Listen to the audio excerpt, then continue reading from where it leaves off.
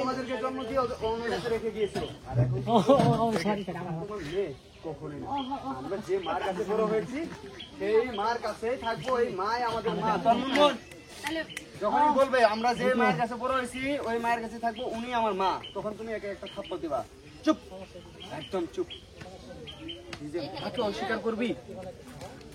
ঠিক আছে, আমি তোকে মানুষ করছি, ঠিক আছে, কান্দে কান্দে, তাহলে তুই নিজে মাকে অস্বীকার করবি? আল্লাহ আমার মুখ ফিরে তাকাইছিল, বুকটা খালি ছিল, বুক ভরাই দিয়েছিল, আবার হয়তো আল্লাহ নিয়ে গেল। আমি তোকে রাগ করি নাই, আল্লাহ হাত ধরতে পারবো না তো, কিন্তু মা আজ তোর মারে বাইস, তোর মারে অস্বীকার করিস না।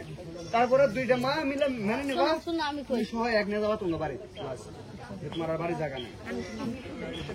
হ্যাঁ সরে দিতেছি, যাও।